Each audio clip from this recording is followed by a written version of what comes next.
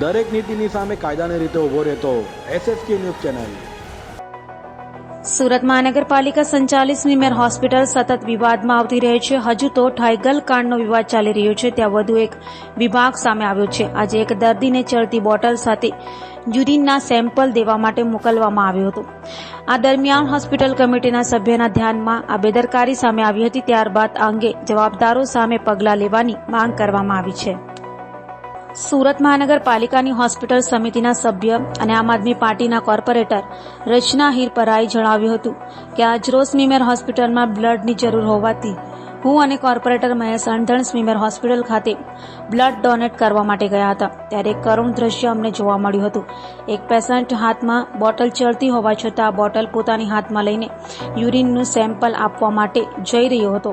વધુમાં જણાવ્યું હતું કે આ દ્રશ્ય જોઈને દર્દીને અટકાવીને પૂછ્યું હતું તો તેમણે જણાવ્યું હતું કે હું જે વોર્ડમાં દાખલ છું ત્યાંના નર્સ દ્વારા જણાવવામાં આવ્યું હતું કે તાત્કાલિક તમે આ યુરિનના સેમ્પલને પહોંચાડો, જેથી તે પેશન્ટ તાત્કાલિક આપવા જઈ રહ્યું હતું। જો કે આવી પરિસ્થિતિમાં પેશન્ટને કંઈ થઈ જાય તો કોણ જવાબદાર રહેશે? આ મામલે RMO ઓફિસમાં જઈને જાણ કરવામાં આવી હતી। વધુમાં જણાવ્યું હતું કે RMOને પૂછવામાં આવ્યું હતું કે આ પેશન્ટ આ હાલતમાં કેવી રીતે બહાર ફરી શકે? આ પેશન્ટને કેટલો મજબૂર કરવામાં આવ્યો છે કે તે પોતાના સેમ્પલ પોતે આપવા જઈ રહ્યું છે। RMO દ્વારા જણાવવામાં આવ્યું હતું કે આ તમામ જવાબદારી સિક્યુરિટીની હોય છે, જેથી સિક્યુરિટીની ઓફિસમાં સિક્યુરિટીના હેડને મળવા પહોંચ્યા હતા। તેમણે જણાવ્યું હતું કે અમારી જવાબદારી હોય છે કે કોઈ પેશન્ટ હોસ્પિટલની બહાર ન જાય। વધુમાં જણાવ્યું હતું કે પેશન્ટ આવી રીતે આવી હાલતમાં બહાર ફરતું હોય અને તેમને કંઈ થઈ જાય તો કોણ જવાબદાર રહેશે?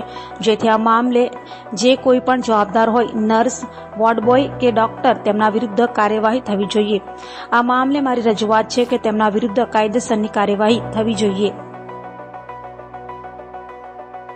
નમસ્કાર, હું રચના હિરપરા, કોર્પોરેટર આમ આદમી પાર્ટી, સુરત મહાનગરપાલિકા હોસ્પિટલ સમિતિ સભ્ય। આજે સ્મીમેર હોસ્પિટલની અંદરથી એક પેશન્ટનો ફોન આવ્યો કે અમારે ખાસ બ્લડની જરૂર છે।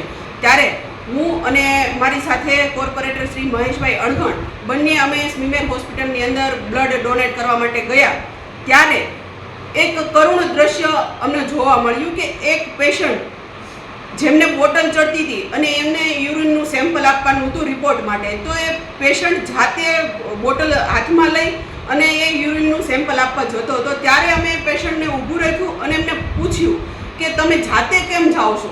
ત્યારે પેશન્ટ પાસેથી જાણવા મળ્યું કે જે તે વોર્ડમાં હું એડમિટ છું એ વોર્ડમાંથી મને નર્સ દ્વારા એવું કહેવામાં આવ્યું છે કે તમે તત્કાલીન આ બ્લડ સેમ્પલ તમે યુરિનના સેમ્પલ તમે પહોંચાડો।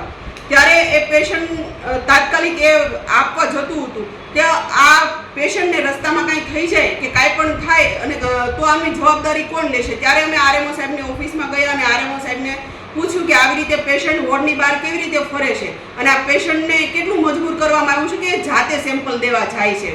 ત્યારે RMO સાહેબે એવું કીધું કે આ જવાબદારી સિક્યુરિટીની હોય છે।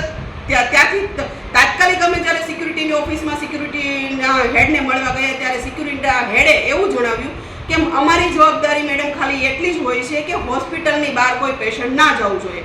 તો આ કોનામાં આવે છે એ નથી ખબર પડતી। વોર્ડની બહાર પેશન્ટ આવી રીતે રખડતું હોય અને ન કરે નારાયણ પેશન્ટને કાંઈ થઈ જાય તો જવાબદારી કોણ લેશે? આ સિસ્ટમ કઈ રીતે ચાલે છે તમે જુઓ કે સ્મીમેર હોસ્પિટલની અંદર આટલી બધી ટેકનોલોજી આવી ગઈ છે કે ચાલતા ચાલતા ચાલુ બોટલે પેશન્ટને ઈલાજ મળી રહે। આવી ટેકનોલોજી સ્મીમેર હોસ્પિટલમાં આવી ગઈ છે। જે તે પણ આની સામે જવાબદાર છે કે કોઈ નર્સિંગ સ્ટાફ છે, કોઈ વોર્ડ બોય છે કે કોઈ પણ ડોક્ટર છે કે જેણે આ બેદરકારી દાખવી છે ને એમની સામે કાયદેસરની કાર્યવાહી કરવામાં આવે ને કડક પગલાં લેવામાં આવે એવી મારી રજૂઆત છે। દરેક નીતિની સામે કાયદાની રીતે ઊભો રહેતો SSK ન્યૂઝ ચેનલ।